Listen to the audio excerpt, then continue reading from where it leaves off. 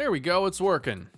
What's going on, everybody? Today, we're going to be breaking down the first round in the 2023 NFL Draft. Just have some fun talking about how the draft went, what picks I think are the most interesting, and what teams I think still might have some work to do.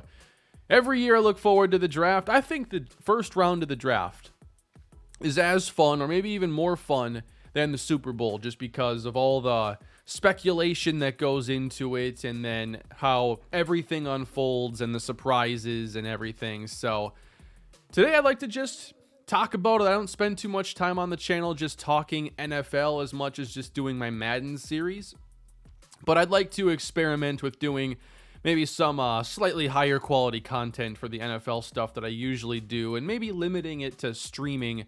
That helps me I can stream this for like an hour and a half, and then that will be a video that I don't have to do any more work on or spend any more time with. But what I plan on doing is just kind of going through the draft a bit here, the first round, and then I want to take a look also at how these teams fit together now with the rookies, and given what they've done to get to this point, maybe where do they go from here. So I don't want to waste too much of your time. I want to get right into it, and we will go with the number one pick. It ends up being Bryce Young after a couple weeks here of speculation. And it was interesting. I think it really was just the Josh McCown when he was with Underdog talking about CJ Stroud, and then he becomes the quarterback coach of Carolina. I think people took that and ran with it. I don't think that the betting markets for the draft are usually all that efficient. It seems to be just very much driven by the big bets that come in, and there's not always a big edge seeing those odds and actually seeing what unfolds. So it ends up being Bryce Young, which was what I thought. When you're willing to give up your number one receiver, when you're giving up all the picks they did to move up from 9 to 1, leapfrogging a lot of quarterback needy teams, to me it was going to be for the consensus number one guy, and it turns out to be Bryce Young. And it's interesting now because the Panthers rebuild and their inability to stop gap at quarterback with guys like Sam Darnold, Teddy Bridgewater, second trip into Carolina for Cam Newton. That whole experiment failing cost them Christian McCaffrey and DJ Moore, because to rebuild, they had to trade those two players in order to land Bryce Young, the right quarterback. So it's a steep cost for them. And what's going on, everybody, here in the chat? I'm sorry I haven't talked to you too much to this point, but feel free to throw out your draft takes here, and hopefully we can have a fun time here breaking down what happened in the first round. Definitely some surprising picks, some head scratchers, but that's going to happen every year. I thought the Vikings were going to draft Will Levis, and we celebrate the fact that they didn't, right? I wasn't really wanting Will Levis. He was falling. I was wondering if anybody would jump, but once he got past the Commanders, it was like, it's going to be Vikings or nobody, it seems. So yeah, here I got the depth chart pulled up for Carolina. So what kind of a situation is Bryce Young stepping into? He's got Frank Reich as the head coach, first-year head coach there. He's going to have Miles Sanders in the backfield. That was a decent addition for them. They haven't brought back Deontay Foreman, which I kind of wish they had. I thought he played pretty well last year. But the last few years, Carolina's been spending their picks early on fixing up this offensive line. They got Taylor Moton, who's on his second contract now, good right tackle. Ike Ekwonu, last year's first-round pick. This is a nice line, and I think you want that for like an undersized quarterback. You don't want him,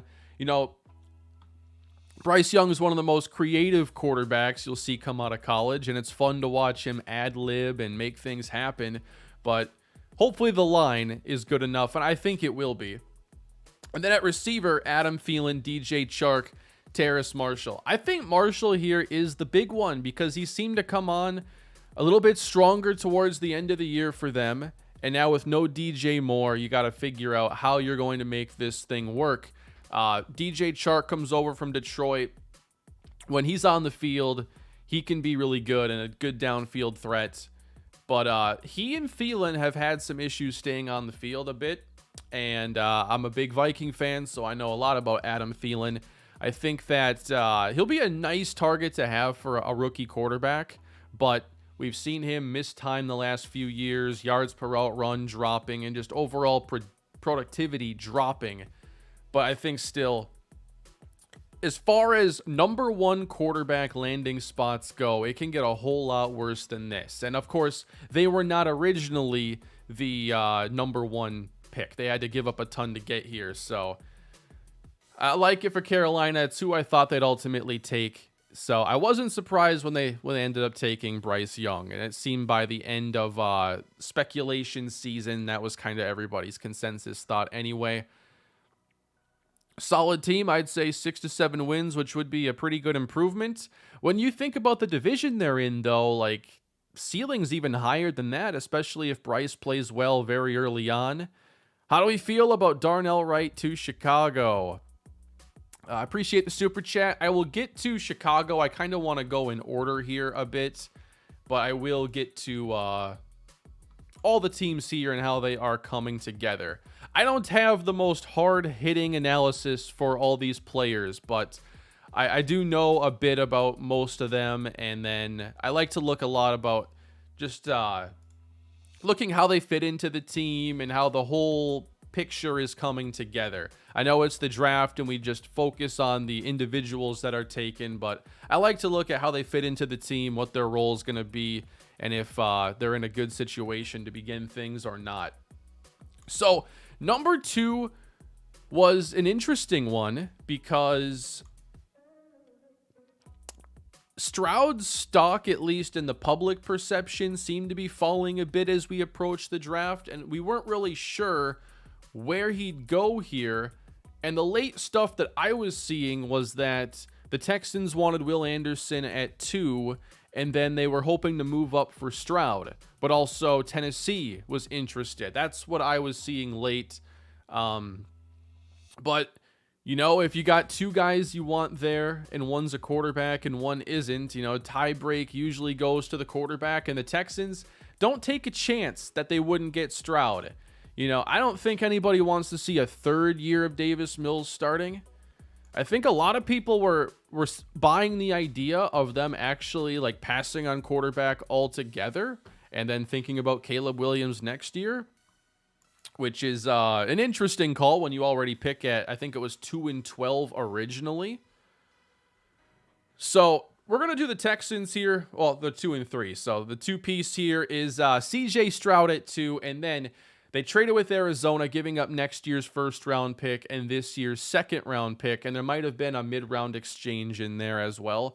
But they give up a lot to go get Will Anderson.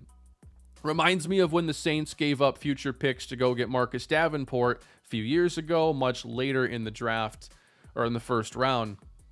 So the Texans, with new head coach DeMeco Ryans, they got CJ Stroud at quarterback, Will Anderson to be the new pass rusher and face of that defense. Let's see how the team is coming together now for Houston. You know, hard to not like them getting perhaps the top defender and maybe 2nd best quarterback in the draft. I like Stroud a lot, and I think that the more we got to see him, especially in that playoff run, the more there was to like. There were major questions about, you know, his athleticism and his ability to extend and make plays off script, and we didn't always get to see it, but I think like when you look at the totality of the package with CJ Stroud, he's showed you at certain points like everything you want to see, and now it's all about making him do that more consistently. And given he has only 2 years of college experience, I don't see any reason why he wouldn't continue to get better and put all those pieces together here in Houston. So I'd have pretty high hopes for him here with the Texans. Obviously, this team has not been in great shape. So, offensively, they do pick up Dalton Schultz this offseason, good tight end. They also go and pick up Robert Woods, who was in Tennessee last year. Noah Brown's there, Nico Collins, but they traded away Brandon Cooks. So now you wonder, is there truly like an alpha target in this offense? I think like Thielen can give, he's a good route runner. He can give some clean looks to Bryce Young. I think Robert Woods can do a lot of that for CJ Stroud. I guess the guy I'd be looking to see here, if he takes a big leap this season and if he's the downfield threat they're looking for, Nico Collins. I've been really intrigued with him since they picked him up, and every now and then he seems to have a splash play. And this would have to be the year where he becomes a more consistent every down threat for them. And yeah, John Mechie, Amari Rodgers. I think more so Mechie, you'd be looking at hopefully making a good impact there. So I'm interested in how their receiver situation shakes out, because I think that all these guys would have to be pretty clustered and anybody could separate to be like the top guy. So like Carolina, they've also had some pretty heavy investment in their offensive line. Kenyon Green was their first rounder last year. They picked up Shaq Mason from Tampa, and now he's switched teams a couple times in the last few years. And they got Laramie Tunsil, high-paid left tackle. So when you consider also Dameon Pierce, Devin Singletary, not a bad offense coming together here. I don't think that it's going to be a great offense this season unless something big happens at receiver, and maybe that's still something they look to address. But I feel like it's a passable starting point. There's nothing here that I think is disastrous, but the receiver situation, it could end up being a bottom 5 receiving core, depending on how camp goes and if Robert Woods is going to be healthy this year. But overall, I kind of like the starting point. You got your running game there with Dameon Pierce. But I certainly think that Nico Collins is one of those players to watch out for and see if he's going to take this passing game along with CJ Stroud to the next level. And then we go to the defensive side now. Will Anderson joins a defense that has not been very good for a few years now. There was a time when the Texans had a pretty nasty defense, but they've been getting younger. Spent early picks last year on Derek Stingley, Jalen Petrie, guys I really like, and now Will Anderson to bring some pass rush, because that's just been a huge missing piece for them, really ever since J.J. Watt was having some of those Defensive Player of the Year seasons. So I mean, you're going to like Will Anderson going anywhere. I still don't see this being a great defense, but let's see what DeMeco Ryans can do here. I do like what they've done in the secondary. I think that bringing in Jimmy Ward was another solid addition. He's a versatile player from San Francisco, so a lot of familiarity there with DeMeco Ryans. But I still feel like the front seven's going to leave a bit there to be desired. Got Jerry Hughes as well. Jonathan Grenard's a fun player. So yeah, I think they've obviously been gearing up for this rebuild and now starting to look a little bit better there in Houston. Didn't Devin Singletary go to the Texans in your Titans franchise? Yep, he did. Only in my series, he's actually starting over Dameon Pierce. How's it going, VGN? How you doing? Let's go on to the next pick here. Indianapolis, staying with the AFC South. A lot of speculation. Where would Anthony Richardson go? After literally putting together the best combine performance by a quarterback in combine history, 4.4 speed, unreal size, he is like a created player. He's a unique athlete. Just trying to get some measurables on here. I got a draft tracker pulled up that I'm trying to use along the way.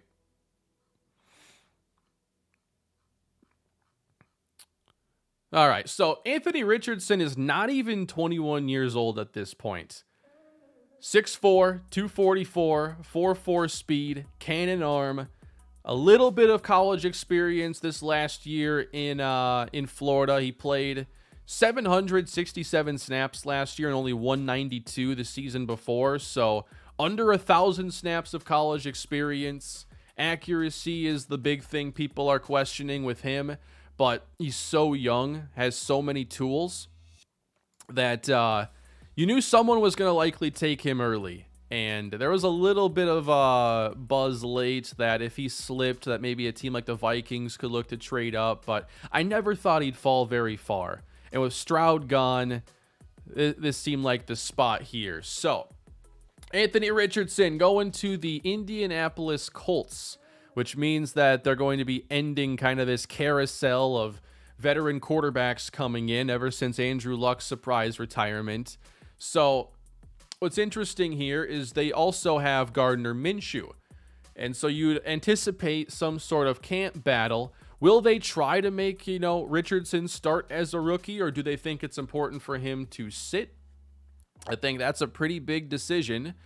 But I do like the weapons, the way that's come together.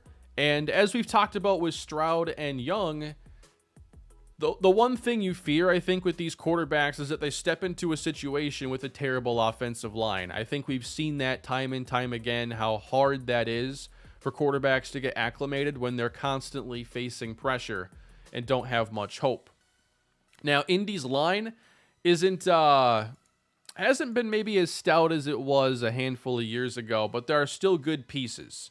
Quentin Nelson, Ryan Kelly, Braden Smith, most notably, Bernard Ryman, early pick not too long ago. And then Isaiah McKenzie, Michael Pittman, Alec Pierce at wide receiver. I think it's a solid situation to step in, but there's still not much depth there at wide receiver. McKenzie's going to be a nice big play threat for them. I wanted to see more of Alec Pierce last year, but Pittman's there. I feel like that duo can work, but they still should probably be in that receiver market, I'd think, as we look at the rest of the draft. And I think that today is going to be a big day for receivers because there weren't necessarily a lot of, highly touted receivers that would go early. We didn't see the run happen until like 19 or 20 overall. And once they went quick. But it feels like this is a really good year for a complimentary receiver, and they come in all shapes and sizes in this class.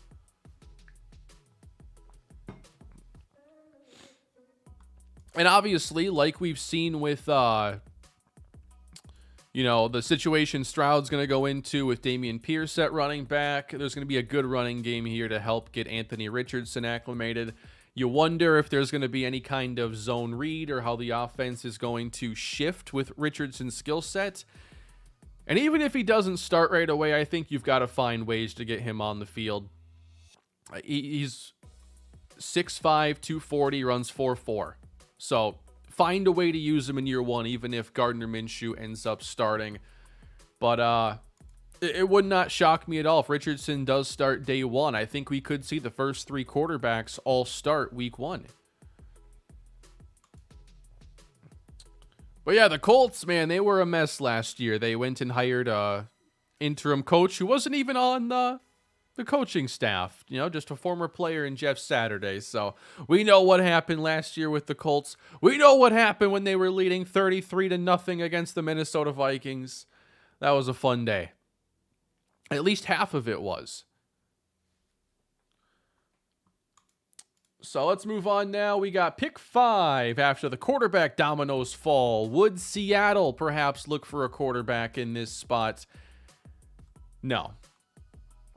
Taking the 4th quarterback at 5 overall, first off, has to feel pretty bad if you were to make that kind of a selection. To have a top 5 pick and you don't even get a top 3 quarterback. Unless he happened to be your top guy. But the Will Levis speculation began, and obviously as we sit here, Will Levis is still available, sitting in the green room, waiting around. But the Seahawks go Devin Witherspoon from Illinois. So in my reading up I did on Witherspoon, it seemed like he wasn't really much of a prospect the same way a year ago. He really had a phenomenal season last year as a man cover corner in Illinois. Illinois had a good season last year. And It's interesting because I think he's a different archetype than the corners that Seattle used to go for with, the size and maybe not the best movement skills. They played that Seattle 3 cover 3 defense, but Witherspoon, I think, gives them a big boost in the man cover game. And you combine that, you consider Tyree Wilson last year and how much of an impact he made after being a mid-round pick. You can't not love what Seattle has been doing. And because they had 2 picks, let's knock out the talk on JSN as well. We were waiting for the receiver domino to fall all night. And, Green Bay at 13, would they be the ones to get the party started there? And I thought there was actually a pretty good chance, but, Green Bay is Green Bay, and they have a known strategy at this point. So just in totality, man, the perception of the Seahawks in the last 12 months, and not even 12 months, man, we go back to just September and how much it's changed. It's unbelievable. Here we thought they'd be one of the worst teams, maybe trading away Lockett, maybe trading away DK Metcalf and starting the pursuit of Caleb Williams or something. And instead, it's Geno Smith who comes in, patches everything up. They go to the playoffs. They have a very good season, and they competed as well in their playoff game despite falling short, but they got a really good thing going there. Major credit to Pete Carroll and John Schneider. It's hard to enter a new era with a new quarterback and do it smoothly, and that's as smooth as it really gets. So I think that the one thing you were looking for was them to get back to adding on to the defense. So it's no surprise they did that early. A lot of speculation, though, on if it would be Jalen Carter here, if it'd be Tyree Wilson. They could certainly use that pass rush boost, but they opt to go secondary instead. And back when their defense was the talk of the NFL back in 2014, 2015, it was a secondary-led operation, right? So that remains the same. And then just quick little talk here. DK, Lockett, JSN. JSN, I don't think he played much at all last year. It was only a handful of snaps. So a lot of the tape on him and everything comes from 2021. But it's hard to not watch him and think a lot about Amon-Ra St. Brown. Really good route runner, can work the middle of the field, and I think when you have a guy like Metcalf capturing so much attention, you give a guy like JSN more space to operate, more one-on-ones, and the pieces fit together perfectly. So I think a great night for Seattle, one of the biggest winners of the draft overall. I don't think that anybody was really expecting them to have the combo of Witherspoon and JSN. Really, really good stuff. Moving on to number 6. What's up, Kane? Happy Friday. Have you talked about my Bills taking Kincaid? I actually really like the pick. I haven't gotten down there, Rack. We're going in order, but I appreciate your super chat very much. Arizona takes Paris Johnson Jr., and this was the late steam we had that, Kyler Murray liked Paris Johnson, that he wanted him. I think the prevailing thought right now is that Arizona's got one of the worst rosters in the NFL. DeAndre Hopkins could be on his way out, and I think that a trade is still on the table for him. But for sure, they've had to upgrade this offensive line. Tackle situation, they got Kelvin Beachum, DJ Humphries, and then Paris Johnson. We'll see where he ends up lining up. He did play both guard and tackle, I believe, for Ohio State. But he is the first offensive lineman taken. But yeah, this is a team that doesn't even know who their quarterback's going to be to start the year, given Kyler's injury at the end of the season. They've already, Byron Murphy is now in Minnesota. This is just a team that is in a tough spot, needless to say, going into 2024. And they're probably not done making big moves. I think that a DeAndre Hopkins trade makes so much sense unless you really think that once Kyler's back, everything's okay. And I don't. Especially when you look at, San Francisco as the class of that division. Seattle is, a double-digit win team, and they just got significantly better.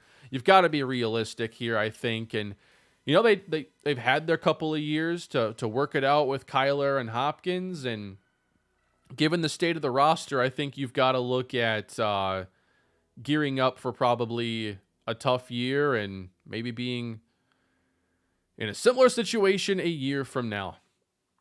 But yes, in trading down the way they did acquire a future first-round pick. And so this is a team that needs more draft capital. And so that's a big positive for them. And then, you know, to not focus on a flashy position, but just to upgrade the offensive line. I think, like, that was the focus of the Lions rebuild in the early stages. They focused on building up a strong offensive line, strong defensive line. If you're in that situation, I like, you know, taking a Paris Johnson here if you're Arizona. At 7, the Raiders go and take Tyree Wilson, the big edge out of Texas Tech. Really athletic, great size, really fun player, a lot of fun to watch. The Raiders defense has certainly been nothing special for a long time, but I think what's really exciting now is you consider the combination of him and Max Crosby. You've got to get after quarterbacks in the AFC West. So if they were not going to, you know, take like a Will Levis here or something for the future of their quarterback position, this was, I think, probably the right direction to go. Get after the quarterback. I feel like this is a team that desperately needed to upgrade their defense. They're probably not done there. Like, this secondary still leaves a lot to be desired. They did sign Duke Shelley, who had some solid play for Minnesota last year. I really like Duke Shelley. Surprised they just kind of didn't bring him back. But I think that he will be somebody potentially to watch out for in this Raiders defense. Still worry about the secondary. Nate Hobbs can make some plays, but there's still more work to do. But good pick by them nonetheless. I think that adding on to his strength and hopefully getting what you thought you were getting when you had Crosby and Jones together last year. Now, you know, reloading with a younger guy with really nice size and athleticism combo. What is he, like 270? Let me get trying to find the measurables on him here. I got a lot of pages pulled up. I'm sorry.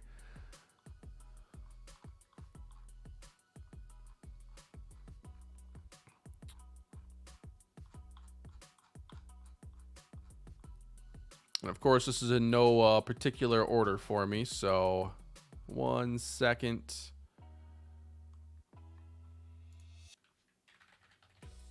All right. 6'6", 271. He will be 23 years old, it looks like, when the season gets underway. But what I love about guys with that kind of size is your ability to play them inside, maybe kick them, or play them outside, maybe kick them inside in sub packages. Nice to have guys that you can move around. So I think that was a really good pick for the Las Vegas Raiders. Kane should trade. Should Minnesota trade for Lance or draft a quarterback?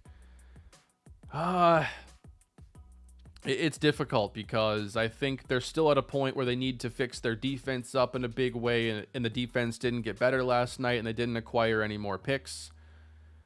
So I feel like a Lance trade is unlikely at this stage, and I talked about that a bit on the channel a couple days ago. All right. When would Bijan Robinson go? I've talked about this as being an interesting litmus test for the NFL, as we've talked about the devaluation of running back. Free agency really told us the NFL did not want to invest their running back, but it only takes one team. And you know what? This is a pretty desperate team. Arthur Smith entering year 3. How many years can you struggle before you get fired? 2 to 3. This, to me, is a bit of a short-sighted pick, a bit of a job security pick. And I think if you were to ask yourself, what pick gives the Atlanta Falcons the best chance of winning the NFC South this year? If that is your only objective, not to, fix up any needs, not to do anything but try to win the division this year, I think that's it. try to have the best running game that you possibly can. That's the best they could have done with that selection. So Bijan Robinson comes in a year after Tyler Algier ran for 1,000 yards as a rookie. Cordell Patterson was productive as well. But now all that is cast aside when you go and take a running back at 8 and one as highly regarded as Bijan Robinson, who is an outstanding player, helps out in the receiving game a lot, and he's going to be a highlight reel. He's going to be going in the first round of your fantasy drafts. He'll be the number 1 pick in your dynasty drafts. So, to me, it's a short-sighted move to try and make a run at the division this year. It's a vulnerable NFC South. 9 wins might win the division. And the Falcons go and try to solidify their running game, which means that it's probably going to be a Desmond Ridder year. And, I don't know quite what to expect from that. Drake London, Kyle Pitts, that's a combo we should be excited about, but it wasn't, it wasn't a huge difference-making season for them last year. Kyle Pitts was a huge fantasy bust. He did not score a touchdown, I believe, last season. And I haven't liked the way that they've used him. I felt like if you're going to take a guy like Pitts that early, you should have had a better plan by now, and we haven't seen it on display. So that's 3 years in a row that they have taken first tight end in the draft, first receiver in the draft. Was London the first receiver? Because that would make it 3 years in a row they've taken the number 1 player at a skill position on offense. All right, you've made that investment. It's got to deliver this year. So I think all eyes are on this offense. Every year the Falcons have a bad defense. That's pretty much a yearly tradition at this point. I like A.J. Terrell. I had no idea they signed Calais Campbell, but I've always liked him. Grady Jarrett, phenomenal player. I didn't know they had Bud Dupree either. They've really patched together this defensive line with veterans. David Onyemata showed up. They got Troy Anderson, drafted him last year. They picked up Jeff Okudah for a 5th-round pick. So, the defense in Atlanta is going to be bad, but this is all about the offense. London, Pitts, Bijan. Is that enough for Desmond Ridder? We're going to find out. He's going to have Taylor Heineke to battle with, too. I guess I missed some of their free agent moves. I forgot Heineke was even there. So, they gave a big deal this offseason to Caleb McGarry. Or no, was it McGarry and Lindstrom? I know Lindstrom got like the mega guard deal. I can't remember if McGarry got a deal as well. But it's clear they're going to try to be the best running game in the NFL this year and hope it's enough to win the NFC South and save the jobs of their GM and head coach. So, I think it was a short-sighted move. And if your goals are to just maximize the next 12 months, Bijan does that. All right. The Philadelphia Eagles pick at 9. Who falls into their lap? Jalen Carter. They are putting together the 2021 Georgia defense there in Philly. We'll talk about their 2 picks now. But what's not to love? Howie Roseman loves to have a deep front 7, rotate in those pass rushers. And I can't believe this opportunity was presented to them. You have aging players in Brandon Graham, Fletcher Cox, and you're just able to add Jalen Carter, who was, some number 1 pick, number 1 defensive player in the draft. Now, his stock has fallen a bit. We know about the off-field. And I think it's important for a player in that position to go to a strong locker room with good leadership and everything. That's all this team is like veteran leadership.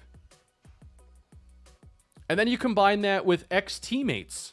It's not just the fact they took Nolan Smith later in the draft, but they already had Nakobe Dean. And last year drafted Jordan Davis. You could not ask for a better situation for Philadelphia when you consider the aging out, perhaps, of Cox and Graham, who have been really good players for a really long time. I think both decade plus. And these rookies just keep falling into your lap. And they're all from the same school. So Philadelphia's got a good program there. Heck of a defense. And there was a lot of talk about what they would be losing. Turns out all they're missing now is C.J. Gardner-Johnson. And you can replace the safety. Slay stays. Bradbury stays. Cox stays. Graham stays. No retirements there. And then you bring in Jalen Carter, Nolan Smith to fill it in. Phenomenal job by Philadelphia. Looking at the offense, definitely room for another receiver, but certainly nothing you have to address early. You already traded the first-round pick for A.J. Brown, used a first on Devontae Smith. You can go find a slot or somebody else later on, third, fourth round. I look at this roster and I'm just like, I want that. It looks like a football wish list.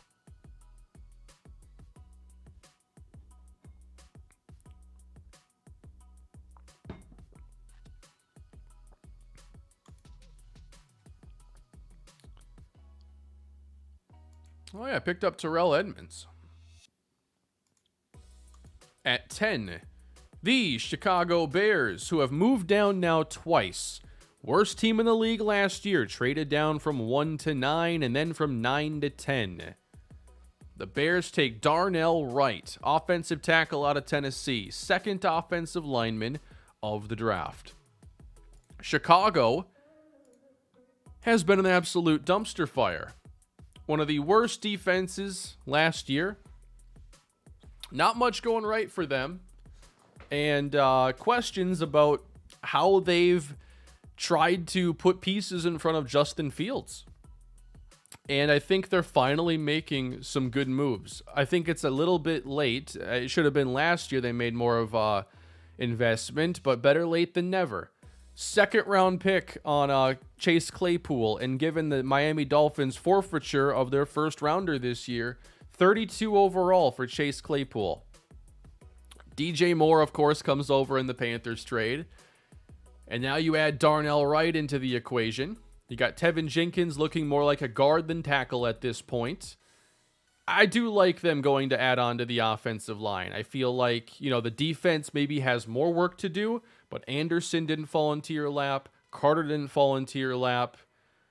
They played themselves into a spot, though, where they were going to be taking a second option at a position, which I think is a little bit risky, just because they could have used, a blue chip talent at the very top, but I don't fault them for trying to get more volume out of it. Hey, Kane, I went to high school with Jordan Addison. What are your thoughts on your Vikings picking him? I'll get there, AZ. I appreciate the super chat. I'm pretty happy about it, though, but I'll talk more in detail once we get down to Minnesota. I mean, Chicago could have drafted anything, and it would have been like, yeah, that solves a need, because every position is a need. But offensive line, supporting Justin Fields has to be the top priority. You deal with whatever defense you got this year. This needs to be Justin Fields getting comfortable with or DJ Moore and maybe Chase Claypool. Who knows what to expect from him anymore? I feel like the stock has fallen so far. But the offensive line is coming together. They bring in Nate Davis from Tennessee, Braxton Jones at left tackle, young duo now at tackle, and then Tevin Jenkins at right guard. Got some nasty run blockers, bring in a power guy in Deontay Foreman. The offense is beginning to take shape and have an identity in Chicago. You wait on the defense. You still got a lot of picks to go and address that. They just won't be in the first round, but you really got to make the defensive picks count. It's not pretty.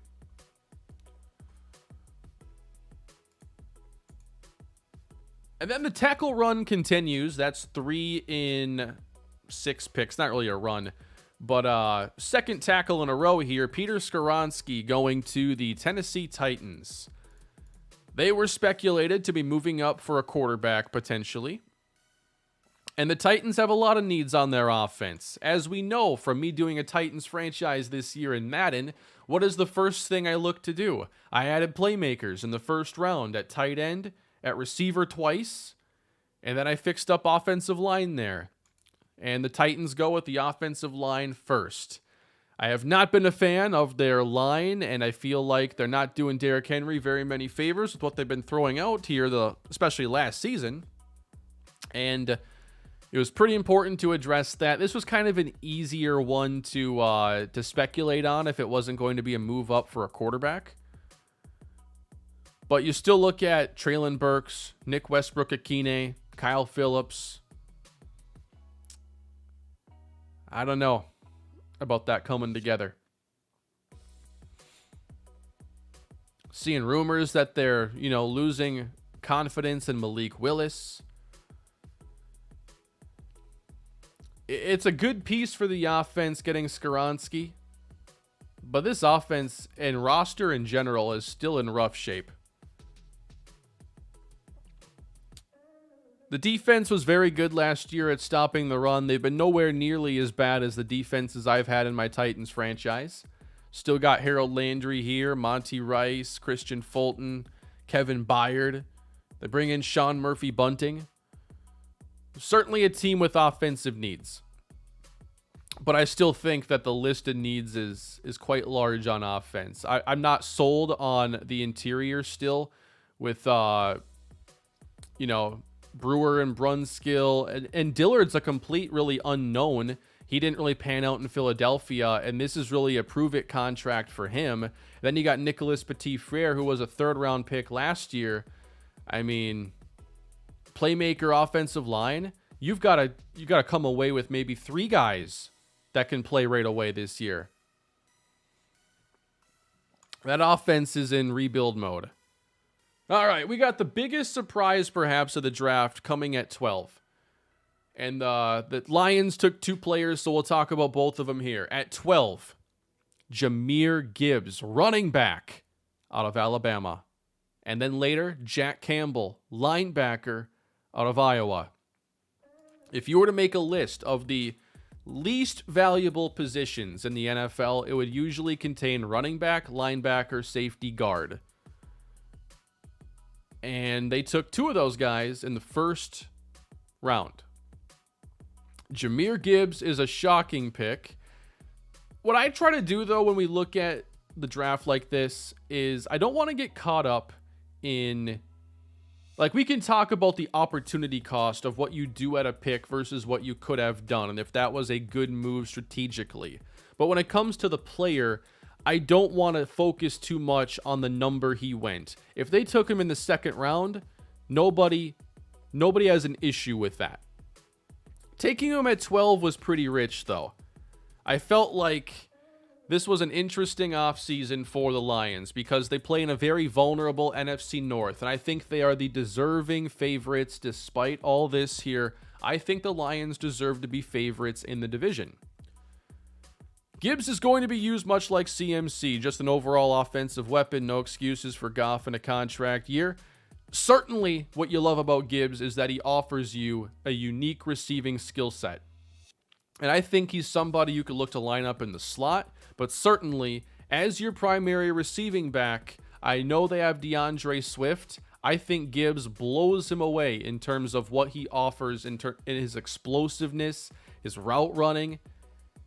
I wonder, though, just how much of a role he's going to have this year when you look at them also giving $6 million a year to David Montgomery. So the Lions made the largest free agent investment in running back and the second largest draft investment in running back. I have thought Swift is going to be gone for a long time. Going back to last year, Justin Jackson at times was getting some carries over him, and Swift's role never became what it was expected to be. Remember last year, Swift was like a top 15 fantasy pick, and his role was never that. Jamal Williams had a phenomenal year. Swift has always been an interesting player, and I've liked him. I've always been lower on Swift than everybody else, though. To me, he's a good complementary guy. I don't view him as like a top 10 caliber running back. I think he's just, solid runner, above average receiving back, and that's it. I think Swift is likely to be traded. And if I were him, I'd be requesting a trade. I mean, they took a running back at 12, and they paid David Montgomery. If we look at how this offense has come together, Amon-Ra St. Brown, Josh Reynolds, Marvin Jones is back, and then after his suspension, they'll have Jameson Williams as well. I thought receiver there was possible. Quentin Johnston, maybe. But I do agree. Jahmyr Gibbs, very versatile player. I'm not going to hammer them as hard here just because I try to not get caught up too much in like, oh, this was a reach. Is it a good player? Can he command a big role in the offense? Does he fit? Can he be a playmaker? I don't think anybody's questioning that. Can Jahmyr Gibbs, playing on the Ford Field turf behind one of the best offensive lines in football, have a very, very good season and be a big difference maker for Detroit? I think so. Was it the right pick at 12? Probably not. But it's not like it's a bad player in a bad situation who's not going to produce. And then you go down to Jack Campbell at linebacker. It's shocking to see running back, linebacker as the combination. Jack Campbell, linebacker out of Iowa, is the pick.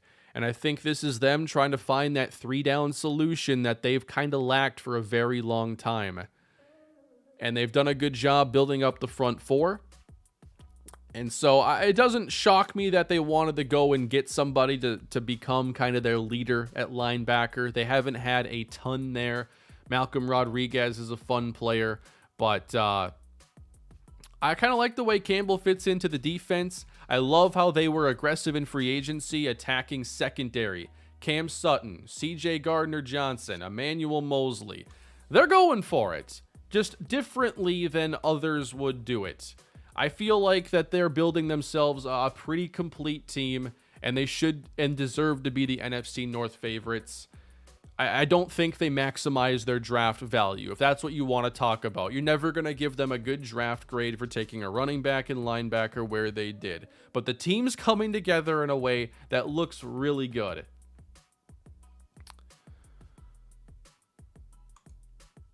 But,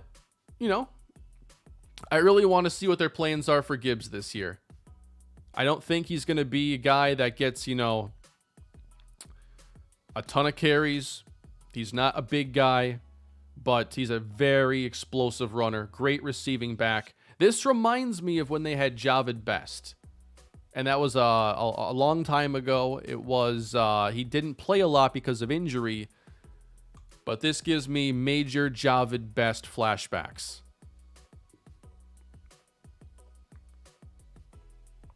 The Lions still have 3 seconds today. Yeah, I'm definitely not hammering these guys too hard. I don't think they, maximized value, but I think they have such a good team being put together.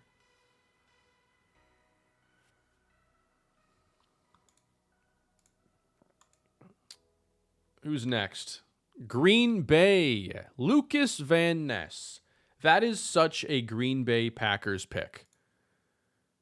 Green Bay is known for taking defense, especially in the first round. First, they take defense and quarterbacks in the first round. Lucas Van Ness, another Iowa player going here early. They had a great defense last year. A couple of those defenders sneak their way into the top 20. They like their big edge rushers. Rashawn Gary has turned into a very dominant player for them. He got hurt last year, didn't play a ton. Preston Smith is getting older. He's another really big edge that once upon a time I had a big draft crush on. And now Lucas Van Ness, I think, fits in perfectly. Will probably take over for Preston Smith, but also just offer more flexibility. All three of those guys probably have inside-outside versatility. And Green Bay's defense has done a really good job building up that front seven. Now, schematically, I think that they were, doing a lot of, bad things last year, let's say, in the secondary. Like, these teams that run the Fangio defenses kind of got blown out of the water for much of last year. And those schemes that were playing a lot of quarters defense and giving up the intermediate and middle of the field were really getting gashed. And Green Bay was one of those teams. Later in the year, they started to shift. Their focus against the Vikings in Game 2 was very different than Game 1, when they ran a lot more man coverage, kept Jair Alexander on Justin Jefferson. I like their defense. I feel like they'll make some coaching moves this year. Not obviously bringing in a new DC. They've kept around Joe Barry, but I feel like schematically, gotta be a different plan, right? Defense should be really good this year, I think, for Green Bay, but now you got Jordan Love at quarterback, and that's a huge unknown. I thought that there would be a good chance of them taking Jackson, Smith, and Jigba, just because I could see the philosophy of being like, we have a Hall of Fame caliber quarterback. We do not need first round receivers. Given you have a quarterback now with only a couple starts under his belt, is it more than one? I thought there could be another receiver. There wasn't. And the receiver situation is concerning. There was also speculation they would take the first tight end. There are still tight ends available. I think they're going to be addressing pass catcher probably today. But it'll be interesting to see if Jordan Love can make it work without first round options at any of these spots.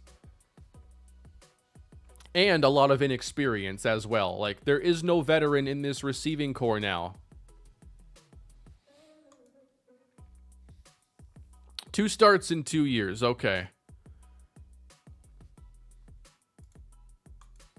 The Pittsburgh Steelers, they moved up to go and take Broderick Jones. Another tackle goes off the board. And there didn't seem to be much consensus on the order that these tackles would go. It was just like, here are the 4 or 5, and they're probably going to be the first off the board. This offensive line has held the team back the last 3 years. It's been awful, man. You gotta go offensive line here. I'm still not sold on it being a very good offensive line, but you can only take one player with a pick, and they did that. Broderick Jones. So I thought it was a head scratcher when they took Najee Harris to play behind a terrible offensive line. And then you take Kenny Pickett to play against a patched up version of that terrible offensive line. I still don't think it's very good. They bring in Allen Robinson. They hit on George Pickens last year. I like their receiver situation. Deontay Johnson, Pat Freiermuth. I think that the Steelers are still one of those middle-of-the-pack teams, and I still have question marks with the offensive line. And I have question marks with Kenny Pickett. So it's better, but will it be enough better?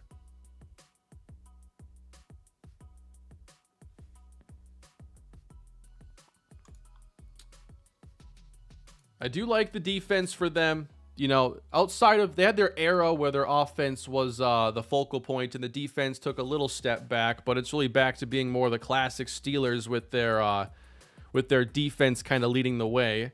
Love Cam Hayward, TJ Watt, one of the best defenders in the league. They bring in Patrick Peterson. I felt like he still had gas in the tank from last year.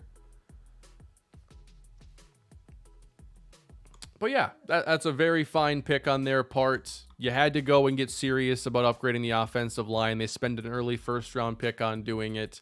I don't mind that whatsoever. Got to give Kenny Pickett more of a chance this year, and a better line for Najee to do his thing, because I think Harris is a really good running back, but the O-line needs to be there for a running back to have a starting point.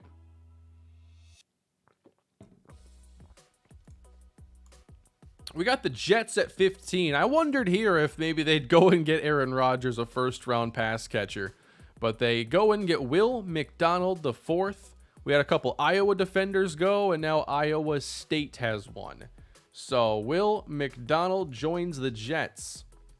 This was also kind of a more surprising one. I hadn't certainly hadn't seen him with that kind of early buzz, but I think that Joe Douglas has done a really good job drafting the last couple of years, and you're seeing this team, get the weapons now offensively with Garrett Wilson. And in the offseason, they also have already added McCole Hardman, Alan Lazard. I'm not a huge Lazard guy, not even a huge McCole Hardman guy, but you got Aaron Rodgers at quarterback and a legit number one. That should be able to take you pretty far. And then, they addressed the defense here. Will McDonald, they have really been needing that pass rusher in New York for a long time. So I guess, again, this shouldn't be a shock. If Lucas Van Ness had been here, maybe he would have been the pick. Jermaine Johnson was an early pick for them last year, and he's someone that I'm hoping really pans out for them. He's a fun player. Carl Lawson's battled injuries. Originally, when they signed him, I thought that was going to be a pretty big move. You got Quinnen Williams on that defense. John Franklin Myers is a good player. But yeah, given the Aaron Rodgers edition, high expectations now for the Jets. I'm doing pretty good, Denali. How you doing? The line does, rely a bit on Mekhi Becton. His health has been in question. Elijah Vera Tucker has been a really good addition for them. I think the Jets are in pretty good shape. I mean, they were in the mix last year with their quarterback carousel spinning off the rails, and now they bring in Aaron Rodgers and didn't have to give up players to do it. So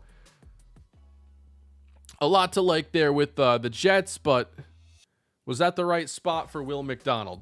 I guess we'll see. I really don't know much about Will McDonald, but edge rusher is something the Jets have needed to address, basically. A true John Abraham replacement forever, and Abraham last played a long time ago. All right, at 16, could this be a quarterback? Would Will Levis go to Washington? Nope, they go Emmanuel Forbes. So we had cornerback go early with Devin Witherspoon, and then Christian Gonzalez was falling. That seemed to be a bit of a head scratcher, and then Forbes actually leapfrogs him. So Forbes is an interesting player. He's 6'1", got great speed, but he's very, very skinny. I think he's under 170 pounds. Got Commanders, Patriots, Lions. Okay. So Washington opts to go with the secondary, but not Christian Gonzalez. Clearly they liked Forbes more.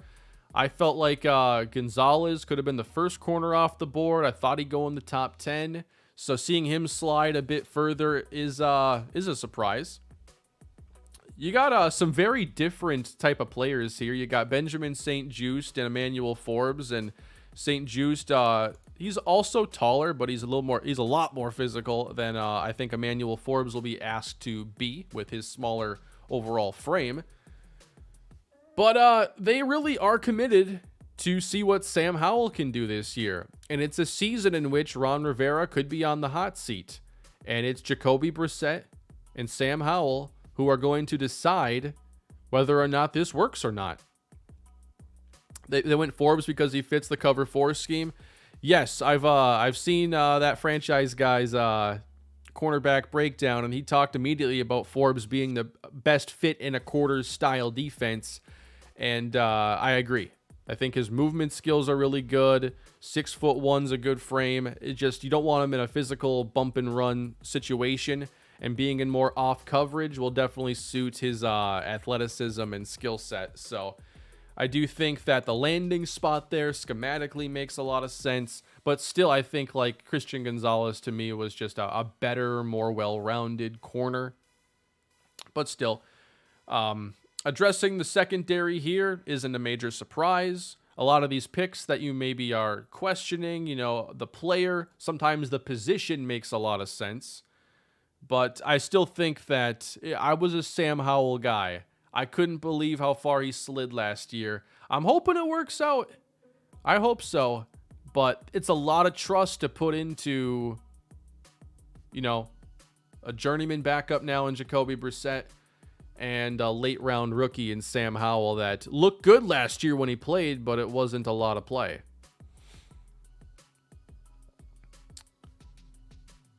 So I'm not sold right now on the Commanders this coming year, but I'm excited to see how it plays out. And not only with Sam Howell, but Eric Bieniemy as their offensive coordinator now being out of Kansas City. And I think really getting to direct the ship on offense. And the thing I've been talking about since they've hired him, if Rivera's fired, Bieniemy might have an interim head coaching spot there. I know Jack Del Rio's been there longer, and he also has head coaching experience, which there's a reason he's a coordinator again and not a head coach. But Bieniemy is an interim head coach, I think has a decent possibility. All right, the Patriots. They have Christian Gonzalez fall into their lap at 17. I don't think anybody thought this would be the case, but just another example of a team being patient and letting a player just fall directly into their lap. My main issue with the Patriots lately is that there's a lot of solid players on this team, but there are like no guys that are major standouts at their positions. I think that I look at the roster, and to me, the major standout would be like Matt Judon. I like Matt Judon a lot. He's been playing out of his mind there in New England.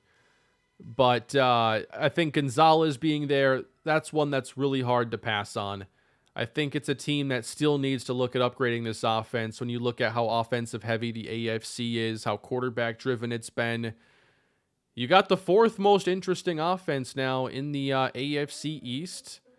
And I feel like I still don't like where it is. Ramondre Stevenson's a good running back. They got James Robinson? When did that happen? I don't even remember that. I don't recall that happening at all. Patriots are a mid-tier team that have a ton of mid-tier talent, though, is like my takeaway. Christian Gonzalez, really good addition. I think a chance to actually be someone that separates at his position there. And I think that Bill's always put a premium on having really good players in the secondary and standout corners. So I do like the pick. I do like the fit. The team still has work to do.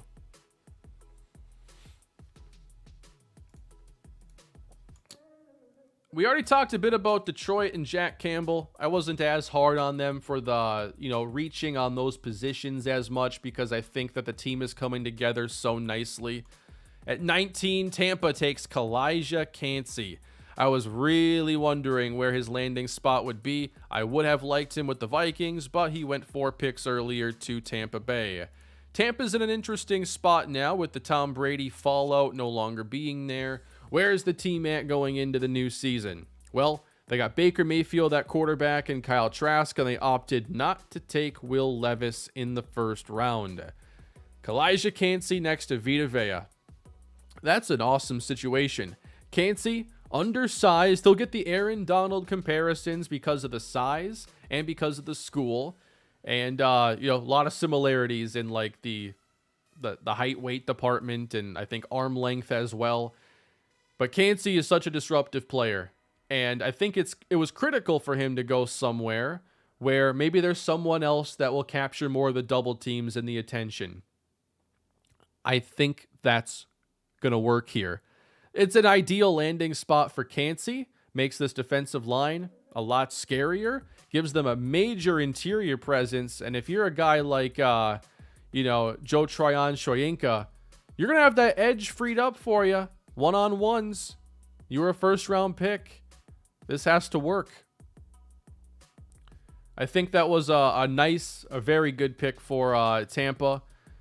And like every other team last night, they passed on Will Levis. So their quarterback situation still leaves you scratching your head. I'm not quite sure what to think there.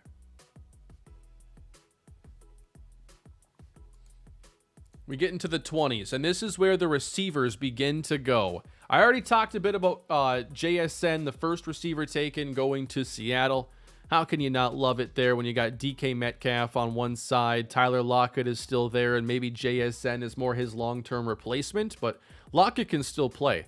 I love Tyler Lockett. So for now, it's going to be one of the better trios in the NFL, I would say. But one of my favorite picks of the first round goes at 21. Quentin Johnston, receiver to the Chargers. The Chargers have been missing speed in their offense, particularly at receiver. Keenan Allen and Mike Williams are also two receivers that have missed a fair amount of games over the last handful of years, and they're both second contract guys. It was time to get younger. It was time to get faster. Quentin Johnston allows them to do both. And he also brings you great size. Like, to me, he was the best receiver in the class. To me, he was the most versatile in the class with maybe the best upside. So I love this fit for them. And when you also consider Mike Williams, that's really nice size to have, freeing up more, space for Keenan Allen if these two are drawing attention on the outside. And I expect that Quentin Johnston will be able to do it there in the first year of his career. So this has been a team, though, that's kind of underwhelmed to an extent. They did figure it out late last year, got into the playoffs, and then blew a massive lead to Jacksonville. I have major questions about Brandon Staley, but I think it was good for them to make the switch at OC. I did not like Justin Herbert's low, average depth of target and this inability for the offense to open it up. I don't know why they would want Joe Lombardi leading the offense, but thankfully that is over. I think that the Kellen Moore edition might be as impactful as the Quentin Johnston edition. So I think the arrow is pointing up for their offense, but I wonder what resolution we ultimately see for Austin Eckler, because he wants a pay raise, and they have arguably some of the worst running back depth in the NFL behind him. It's a scary package, though, if it all stays together. Defensively, I think they've been a bit underwhelming when you consider Brandon Staley's defensive background. This has certainly not been the identity of the team. A lot of talent, but most of the time it feels like the sum of the parts is greater than the whole. So many good names, but the defense still kind of leaves a lot of meat on the bone.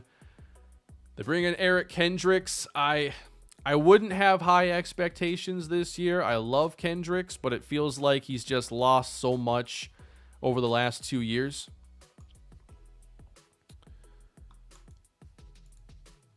I expect after adding Johnston now that we see the Chargers start to try to get younger on defense and stack up some more talent there, perhaps in their front seven. Baltimore at 22. Big day for them last year. Lamar is going nowhere, everybody. Lamar Jackson signs a 5-year contract that just barely tops the value of Jalen Hurts. And I really wonder where we'd be right now if Jalen Hurts' contract didn't get done. Because it felt like, the Lamar Jackson situation was going nowhere. They weren't trading him. Nobody gave him an offer sheet here in the spring. It took a catalyst like Jalen Hurts signing his deal to show what the market is, and then just go a small step up.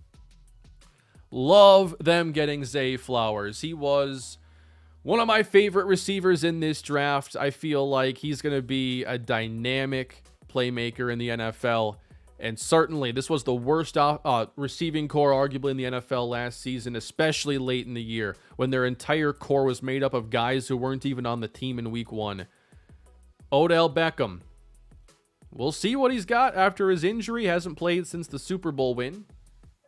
Rashad Bateman missed a lot of last year, but I'm a big believer in his talent. And now Zay Flowers. I think he can operate in the slot, be a nasty playmaker, good yards, run after the catch skills. I love Flowers. He was one of my favorite players in the whole class.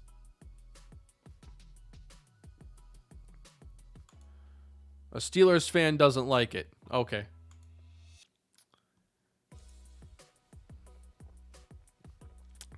I think the offense has a chance to come together for him. The receiver situation has just been uncompetitive for them. And with Bateman hurt last year, it just really hit a point where it was too much. You combine the receivers here with Mark Andrews, and I think we can see Lamar have a really, really nice 2023. the receivers were not done there. Next at 23, my Minnesota Vikings selected Jordan Addison, receiver out of USC. And I'm not mad at the pick. I'm not ecstatic at the pick. I'm somewhere in between. Looking at the whole picture here for Minnesota, I think that getting another receiver to bring alongside Jefferson was pretty important at some point. I don't think it had to be here. And, maybe Addison would have been like my fourth favorite receiver here, but I liked the three guys that went ahead of him more. I think I would have rather had Zay Flowers than Jordan Addison. But I totally get it. It's a team now with an offensive identity, and they are making sure that they keep that identity and that they have, sufficient receivers after losing Adam Thielen to the Carolina Panthers. I think KJ Osborne is solid, but still spending an early pick was something that was probably a good call. But to me, it was a perfect opportunity for them to trade down and acquire more picks because they need to figure out how they're going to find the next quarterback. They need to work on repairing this defense after 4 or 5 years of failing to draft good players on that side of the football. And they traded their second-round pick for TJ Hawkinson. So the Vikings have effectively spent their first-round pick this year and their second-round pick on more weapons for Kirk Cousins. And the offense, I think, is fine. It's a good offense. They rated well last year, put up a lot of points. And I think that they can do it all again this year with the offense leading the way. But I still think the offensive line is good, not great, getting better. The defense, though, was a big problem by the end of last year when they were failing to adjust anything schematically. And they've been a defense that's been getting older. And ultimately, I think that this defense is going to come down to not the 2023 draft. The ship has sailed there. They have a 3rd and 4th round pick, but I think more so it's the 2022 draft. You'll see Andrew Booth, 2nd round pick last year. Injury concerns coming in, was hurt much of last year. Caleb Evans, 4th round pick last year. Played a little bit, showed some intrigue at times, but now would be stepping into a more starting role. And then they also have brought in Byron Murphy to probably be that slot. I don't know how much they'll ask him to play outside, and maybe he will in base defense, but I think they're banking a lot on Booth and Evans, and those are two players that Kwesi already drafted, so he's not replacing them right now. You look at the defense, the front seven, Brian Asamoah. We didn't get to see enough of him last year. I would have liked to see him play more when Hicks and Kendricks were struggling. But Brian Asamoah, another 2022 pick, stepping into a major role. And then at safety, Lewis Seen was last year's 1st round pick. Really, this Vikings defense will live or die by the 2022 draft. Maybe they still add one player who makes a difference this year. But I think that given no 2nd round pick, your options could be limited. They picked up Dean Lowry. That doesn't do much for me. I still think that an interior pass rusher is a major, major need. We have Zadarius Smith, who's on the roster but could be traded. We have Danielle Hunter, who could be traded. And we have also Dalvin Cook, who could be traded. That's one of the things to see about today. Will they be willing to move a player for picks? Will anybody actually give them a good offer? I don't think that Zadarius or Dalvin particularly have this incredible trade value, but I think Danielle Hunter could. But I don't think you'd get like an early 2nd round pick or anything. I think maybe in the 3rd round you'd start to get some entertaining, but I think that the Vikings are still a bit in limbo because it feels like something is going to happen with Cook and or Zadarius. They signed back Alexander Madison. Ty Chandler was a 2022 pick of Kwesi's. So I think that the Vikings have been an interesting team to watch out for, but they haven't yet made those big moves that we've been waiting on. Addison fills a big need. I was looking into some snap stats last year, and the Vikings were playing everybody in the slot, from Jefferson, Thielen, Osborne. I think that Addison could find himself in the slot quite a bit. I want to see how he holds up under 180 pounds, but he's a great route runner. does have a lot of explosive ability there, but isn't like the most dynamic, athletically. So I think my expectations are a little bit lower than everybody else's. I've seen a lot of like big hype on Jordan Addison with this selection. I'm, pretty even on it. After that, we get to the New York Giants, who maybe were interested in wide receiver, but with 4 in a row going, they get to take a corner instead, Deonte Banks. And a lot of people had him as maybe second corner in the draft, and I like the pick a lot for the Giants. Upgrading their secondary and their corner situation could certainly have used another player. So I think this fills one of their more obvious needs on defense. But like the other team in New York, I guess there's 2 more, but like the Jets, I think they've done a pretty good job in adding young talent and piecing this together when it was in rough shape for a while. But I think that they were still possibly hungry for a wide receiver, and I wonder if they managed to go and find a player today.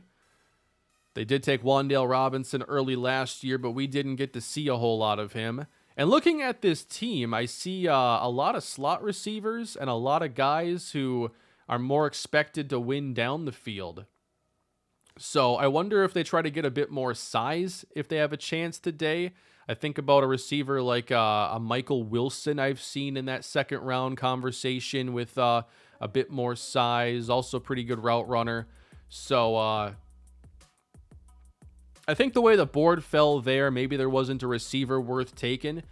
I feel like if any of those first 4 were at this pick, it would have been more of a conversation. But I like the Banks pick and how it helps out their improving defense. Dalton Kincaid ends up being the first tight end off the board. I was really surprised to see the Bills not only take a tight end, but move up to secure him. And now they have a couple tight ends where, run blocking isn't their primary focus. And I wonder how they're going to be using him and Dawson Knox.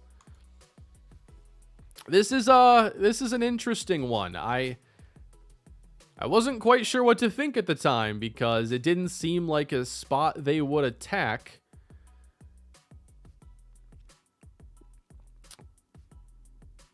But I think that he's got flexibility to move into the slot. He is under 250 pounds and he moves really well. Some of these tight ends with these, in between receiver tight end builds, they haven't panned out. So I'm a little skeptical when they go early. But Bills saw something they liked here a lot. Combining that with Diggs and Davis, Khalil Shakir, I think he's going to be, potentially a bit of a slot hybrid kind of player for them.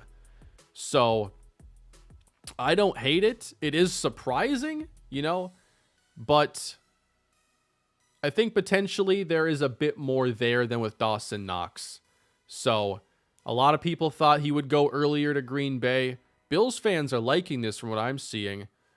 So I don't hate this, but it is just a little surprising on their part. And again, the receivers went. Those top receivers were off the board. So if you were considering that, then maybe Dalton Kincaid and leapfrogging. I think they leapfrogged Dallas.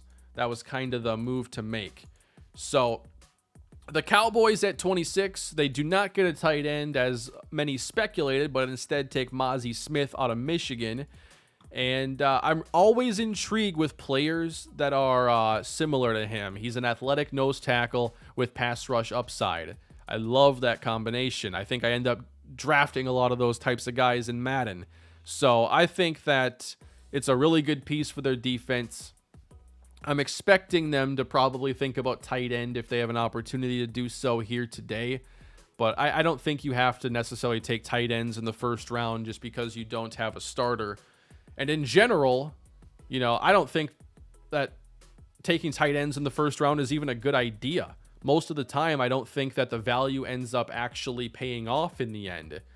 But Mazi Smith, I like this. I like this pick there. That's a nasty front seven they're building, or have been building and have had. Micah Parsons, one of the best defensive players in the NFL. Mazi Smith helping complete that off defensive line. I'm a fan of that one. Getting down there to 27, Jacksonville addresses offensive line with Oklahoma's Anton Harrison. Jacksonville really turned things around last year. I was really impressed the way they finished out the year, the way they battled in the playoffs, and Trevor Lawrence's growth last year. Evan Ingram's fantastic growth as well. So adding on to the offensive line was kind of a more obvious thing this team needed to do. The offensive line hasn't quite been as good as you'd like to see there, especially for a young pocket passer like Trevor Lawrence is. I think they're slowly getting that defense back into shape as well. They had one of the best back in 2017. Fell apart as they entered a new rebuild mode, and here they are back again. I think with a foundation that gives them more than 1 year to break out and have some cracks at making some noise in the AFC. So I do like them addressing their offensive line here a lot. Christian Kirk, Zay Jones, Calvin Ridley, good trio there. Zay played well. Calvin Ridley hopefully got rested up with his gambling suspension in 2022. And then we got some pass rushers going off the board here late, starting with Myles Murphy, edge from Clemson, going to Cincinnati. And I liked this spot a lot. I thought Myles Murphy could have been an option for Minnesota even, just given the uncertainty with their edge rush situation and maybe wanting to get younger there. So that is exactly what the Bengals do. And the Bengals have obviously built up a really strong team in a relatively short amount of time.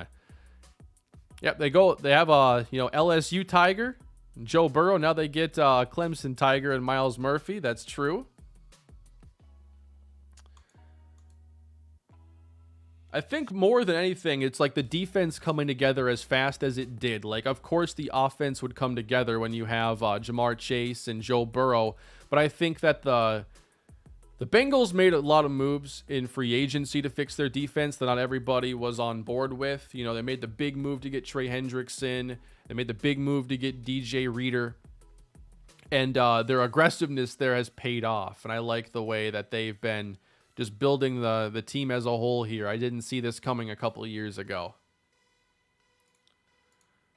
Brian Bresee, another Clemson Tiger, off the board to New Orleans at 29. They now have Derek Carr as their quarterback, and they opt not to think about the guy that eventually replaces him, hoping he sticks around for a couple of years and they can patch this up. It feels to me a bit like the Saints are a bit in rebuild denial. They do not want to enter a rebuild mode. They do not want to trade away a bunch of veterans. And, in that AFC South, it's up for grabs. Any of those four teams could go and win it this year. So, Brian Bresee,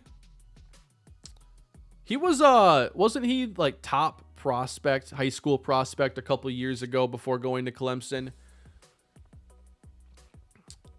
Carl Granderson, right defensive end. Wasn't expecting to see that there. They've had a bit of an aging front seven there in New Orleans. Cam Jordan's been there for a really, really long time. Demario Davis has been an outstanding linebacker for a very long time. So addressing the front seven here, not surprising at all. They also picked up Bradley Roby, Tyrann Mathieu. I forget if they had Roby last year. I can't remember now. I feel like they did.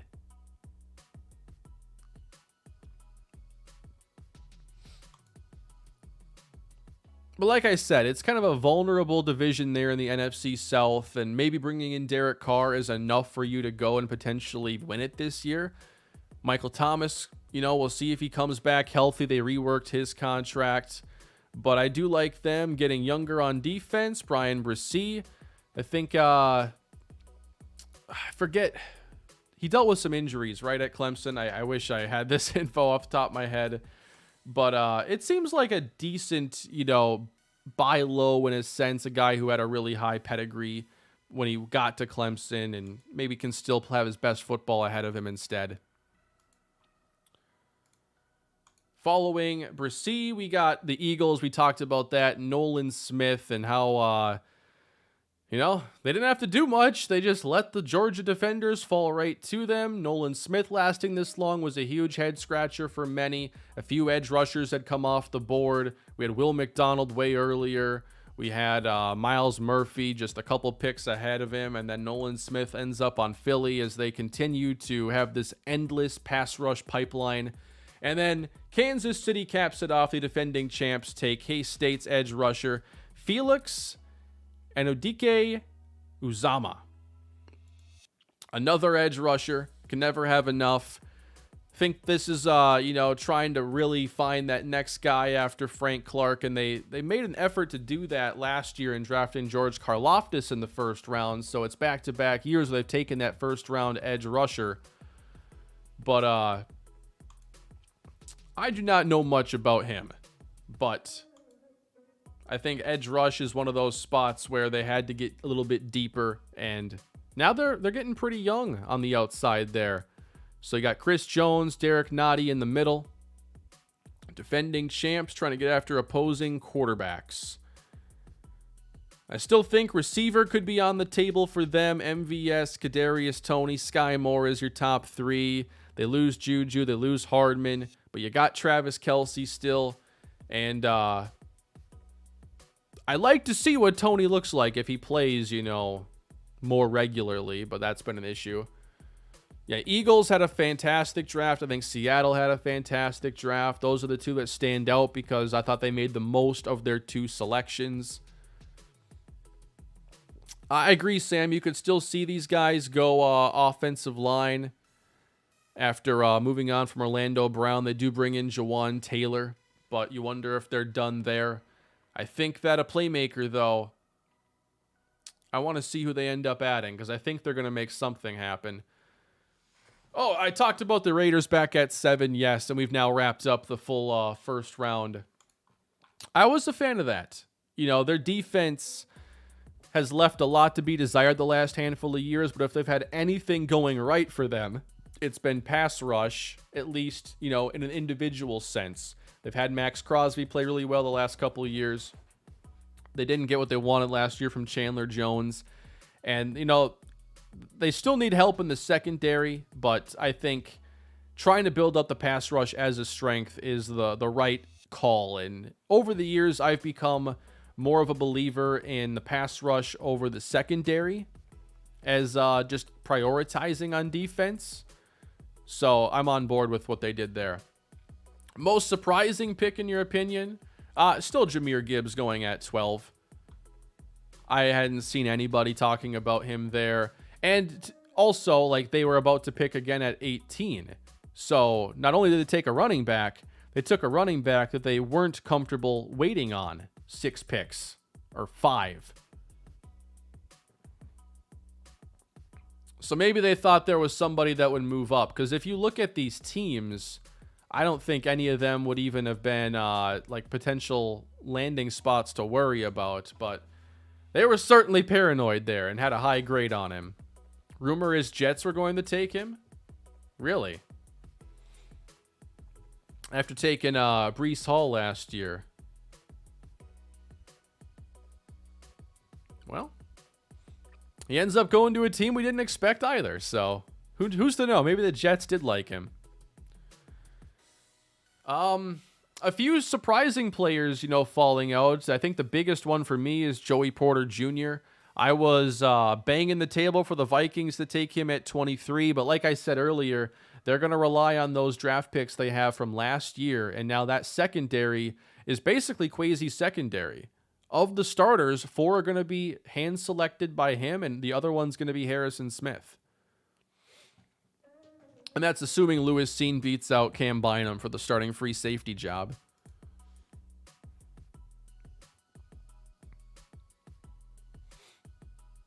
Michael Mayer, tight end. A lot of people had first-round hype on him. I wasn't surprised to see Kincaid go earlier. I think the receiving upside is just a little more apparent with Kincaid and his athleticism.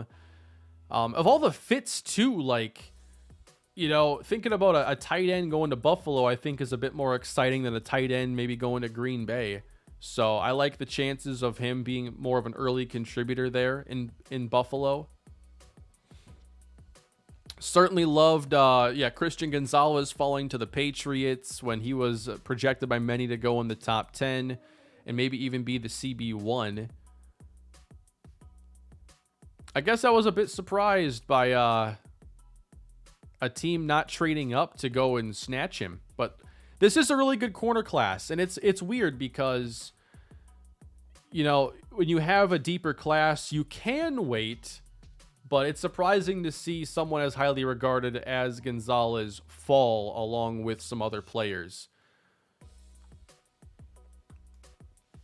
I don't think I'd want Keely Ringo. I think I have, I would have liked Joey Porter Jr. I'd like Tyreek Stevenson as well. I don't think I'd want Ringo. Yes, there are a lot of cornerback archetypes in this draft. And I think that's similar to wide receiver, where like if you're looking for something specific, it's probably there. So let's swap this to round 2. We're going to have Pittsburgh open the night. Does anybody think they're not going to take Joey Porter Jr. right here? I think it's either Joey Porter Jr. or somebody offered a wild trade that they can't pass on and they move down the board. Then you got Arizona, Detroit. And I feel like the more we see Detroit's draft, the more it's going to make sense, even if the positions taken early didn't. They pick here at 34. The Lions pick again at 48. And the Lions also pick at 55. There's a lot of ammunition there to still go and maybe address secondary and get somebody younger there after all the veterans they brought in. You can still maybe look to add another playmaker on offense at wide receiver. But it doesn't appear like the Lions are intent at all on finding like the next quarterback, when many thought that would be the case. And I wonder if, Anthony Richardson had been available to them, if that would have been enough to change their mind. I'm going to go fullback, tight end, and kicker. If the Lions draft like a guard and a safety, I will have some questions about them taking some of the more least valuable positions. But when I look at the team and the way it's come together, I can't hate it. It's easy to knock it, though, in a vacuum. Running back at 12, linebacker 18. But I like the team too much to like try to have too much to say else. Patriots are rumored to be trading up in round 2. All right. Can we get like a best available here? What do we got here? All right. These are all the prospects, though. Undrafted. All right, so this is NFL.com's top remaining available. A lot of guys where, like, depending on the landing spot, get really interesting. I think Jalen Hyatt, I thought, he would be a guy the Chargers would be interested in, but I like them going to get Quentin Johnston instead. But Hyatt, he was the deep ball receiver for Hendon Hooker last year in Tennessee. He's got a lot of speed. Got Drew Sanders, another linebacker from Arkansas with some 3-down skills that could go pretty early today. I like Brian Branch a lot, but I wonder if this falling for him signals a bit that teams think that he's a slot and not maybe like a safety / slot. I don't know. He played a lot of snaps in the slot in Alabama. Looked really good doing it. Big fan of his game because I'm a sucker for aggressive, physical slot defenders. I think he's going to be one of the best players to go today, and I really hope that it's to a good home. Luke Musgrave, tight end, Oregon State. Michael Mayer's also there. And then you got receivers like Josh Downs, who's more of a slot receiver. Keon White, edge from Georgia Tech. Joey Porter Jr., as we talked about. A lot of steam about John Michael Schmitz from Minnesota going to the Giants last night, but that didn't ultimately happen. But he's been, he has a lot of experience, always graded highly coming out of Minnesota. DJ Turner at corner. Who are some more standouts for me? Oh, Darnell Washington, the big tight end from Georgia. Didn't go in the first round, as many were speculating, but I'm excited to see where he lands. He's, 6'6", 270. Well, he's like similar build to Tyree Wilson. And I like big tight ends. That's another thing. Green Bay would be a team I'd watch out for if they have a chance, because I think like he would be the younger version of Mercedes Lewis, who they kept around for a few years in his late career stage.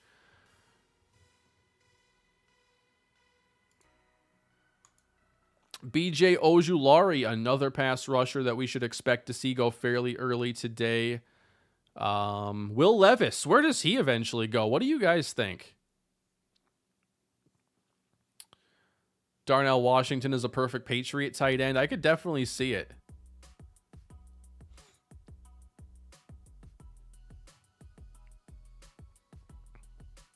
Levis to the Titans? I could see it. Levis to the Rams? I could also see that. So it looks like the prevailing thought could be Tennessee. DeJuan Jones still available. Tank Dell's an interesting player. Deep threat.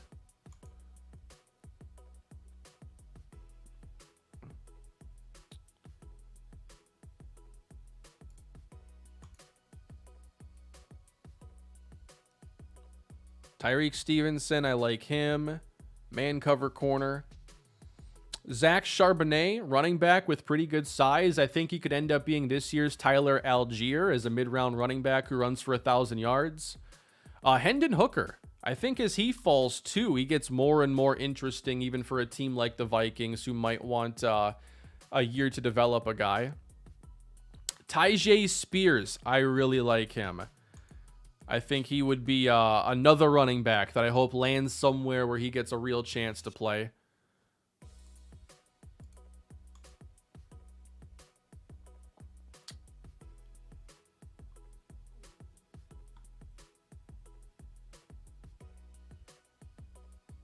Muhammad Ibrahim, running back from Minnesota. I don't think he goes until late day 3, but I'll be looking to see where he lands. Kobe Turner, really enjoyed the video that Brett Coleman had with him on his channel. I'd like to definitely see where Kobe Turner lands eventually. Maybe later today. Corey Trice, heard a lot of good things about him at corner.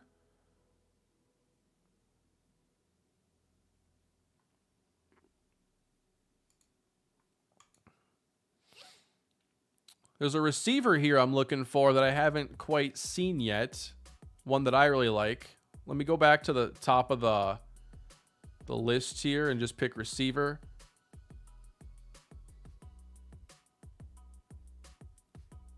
Jaden Reed. Got a lower grade here on NFL.com, but I really want to see where he ends up. Yeah, Brett Coleman does a great job. I like his content a lot. TFG. That's probably the best draft content, I think, here on YouTube.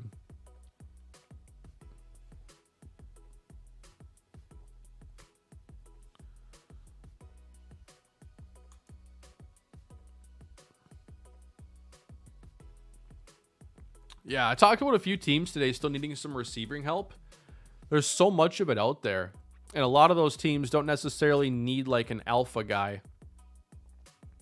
Yeah, I've heard a lot of good things on Jonathan Mingo here lately as well. I'm just not as familiar with him. A.T. Perry.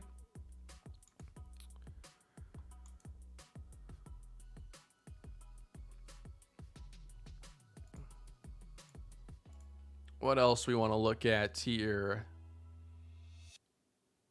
I guess we look at quarterbacks quick.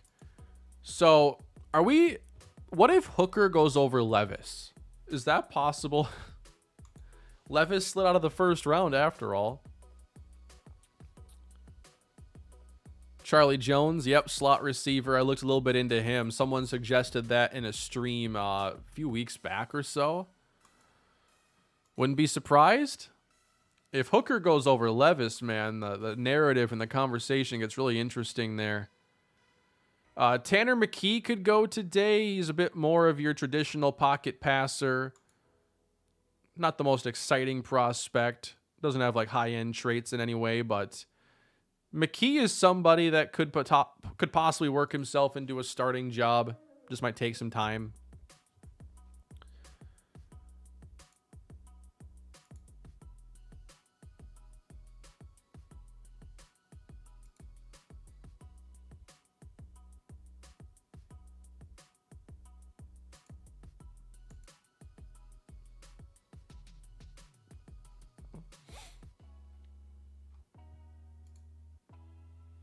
I want to see the picks again.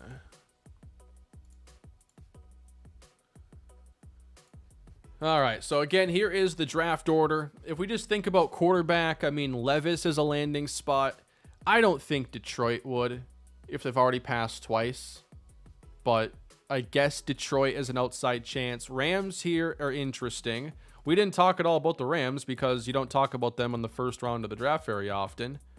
But I guess I would be surprised if they went for it here. I feel like they'll want to see Stafford healthy again, Kupp healthy again, and just kind of leave it at that and maybe take a quarterback much later. But this team could use a little bit of everything at this stage.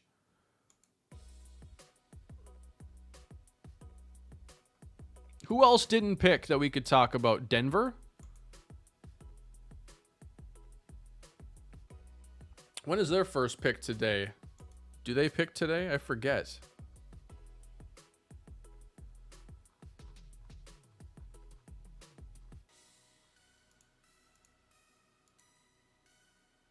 They got 2/3 here stacked on top of each other.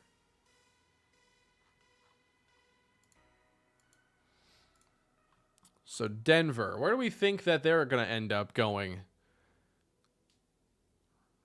I've heard a lot of things about Javonte Williams and his injury being worse than expected. So you wonder if today they maybe go and get a running back. Just I think Samaje Perine's solid, but certainly getting a partner in crime for him.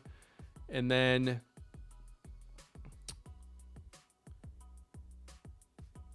bring in Mike McGlinchey. I do like that. I guess I would expect them to maybe go running back and defense.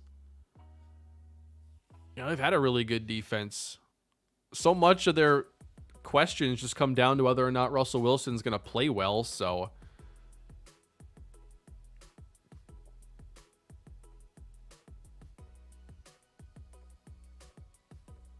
I'm not quite sure what I'd even say they need to do today.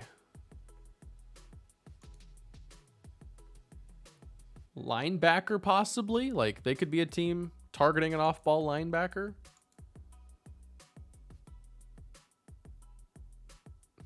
Maybe interior defensive line. I can't remember quite when they got Perine, but it was sometime early in free agency. Miami didn't pick. I don't know when they picked today. Is it in the second round? Yeah, 51.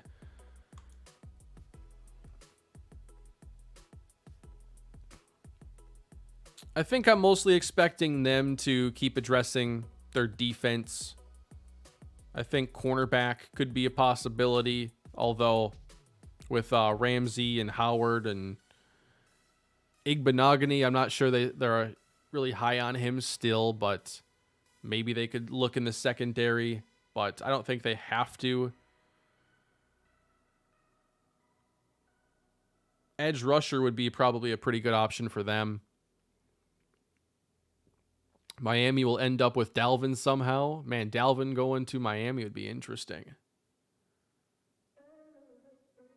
Not sure I see it, but would be a fun fit anyway.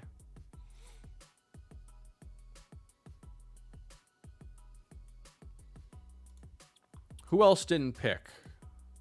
We talked about these teams.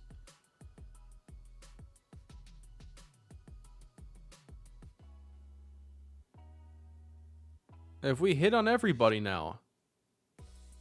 I feel like we have. Oh, San Francisco. That's the last one. And Cleveland. Okay, we got two. San Francisco. Most of their question marks lie in who's going to be starting at quarterback in week 1 and when Brock Purdy's going to come back. I feel like offensive line's possible for them.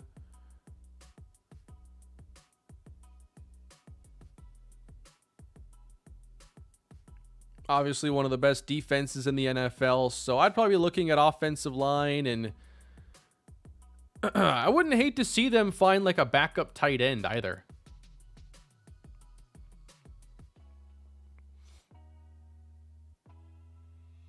I think there are a lot of guys, Tristan, that could fit as like a quarterback for San Francisco's scheme later on. So it'll be interesting if they end up addressing it, but I guess I wouldn't expect it. They're young at quarterback. It's just availability that's the problem right now. But yeah, I've seen, like DTR, Jaron Hall, Stetson Bennett all like pegged as fits. But I just don't think they're going to pull the trigger on one of those players. Levis, that would be incredible. I do think the Steelers go get Joey Porter Jr., which is a pretty good start if they can fix up the offensive line a bit and then go get Joey Porter, bring him into Pittsburgh just like his dad, and I would like that start for them a ton. Do I think they're done with Trey Lance? No, because I think Brock Purdy's injury doesn't allow for that. And I think now it's going to set up for a camp battle between him and Darnold. I don't think they trade him, but maybe they'll surprise us. Cleveland is next, the last team to talk about here. They do not have a first-round selection. They've added Elijah Moore in the offseason, and Marquise Goodwin apparently at some point.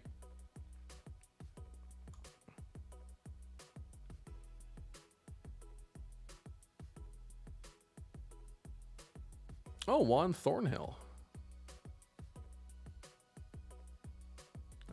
Dalvin Tomlinson was a nice addition for them as well. I think here, you could look at edge rush depth.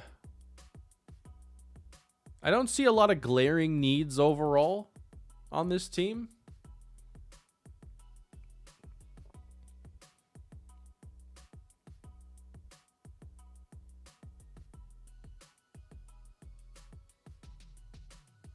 I thought Dalvin Tomlinson solved one of their main needs in shoring up the run defense a little bit. You could always continue just to add defensive linemen there. So whether it's edge or interior, I think that would be the direction Cleveland would go in earlier.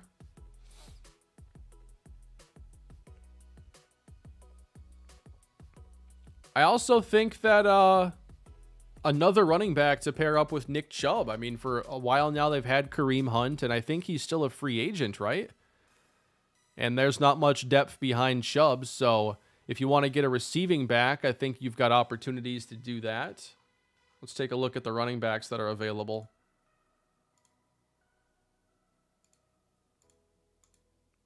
Oh, man. Can you imagine if they got Devon Achane? Oh, man.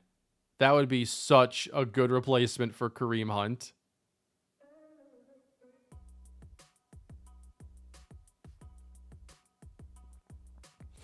Deuce Vaughn, another interesting one. Very small, short, but I love the way he plays.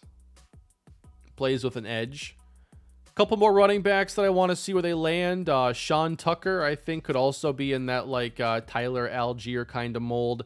I also really liked Rashawn Johnson. Obviously, with Bijan Robinson there, he was always going to get all the hype and attention, but Rashawn Johnson's really good. And I feel like he's got even a starting potential future.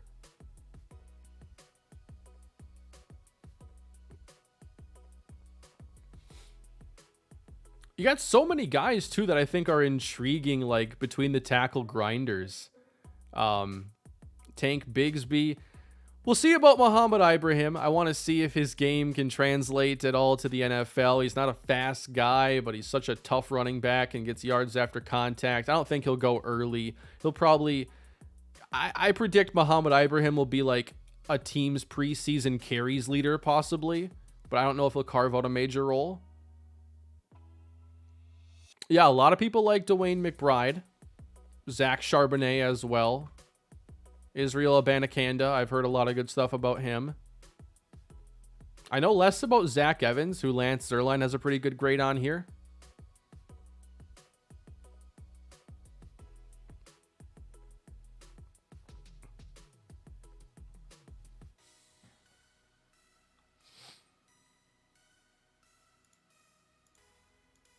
Any more Georgia players out there? I know Kenny McIntosh. Oh, that's the only running back.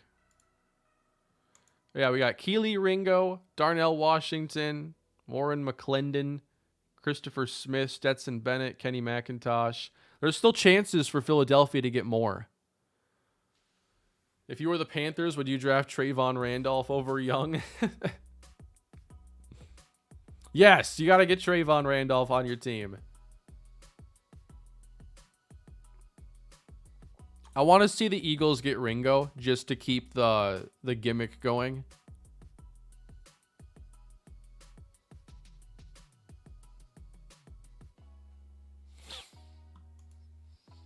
All right, everybody. I think that's going to do it for me, but I will be back to stream again later today. I'm going to be doing some spring training with the Oakland A's franchise today, but I wanted to spend some time just talking about the draft and kind of experimenting again with this kind of content and seeing if I want to sprinkle this in more. It's a good testing place to do it. And I know my draft analysis is certainly nothing special. I haven't spent all the time watching these guys the way many others have. So if you want better recap, I'm sure Bengals, C4, TFG, Brett Coleman, all those guys are going to do a great job. And I'll be watching them and seeing what they have to say. But I'd like to possibly do a bit more of this style of content if it's in demand. But I think I'll look to stream the rest of spring training stuff here in a couple hours. Maybe around 3 o'clock Central Time, I'll look to do that. I'm going to take a little break here and do some editing on Titans preseason. But my plan is to do the streaming for the spring training now, or in a couple hours. And then I want to do the spring training video tomorrow and the Titans preseason for Sunday, and then get on to the new seasons next week is what I'm thinking. So I hope y'all enjoyed the video. If you want to see more content like this, please leave a like on your way out and subscribe to the channel. And I will see you all perhaps later today over on the second channel, Mr. Hurricane LP. Appreciate it, everybody. Hope you enjoyed, and I'll see you next time.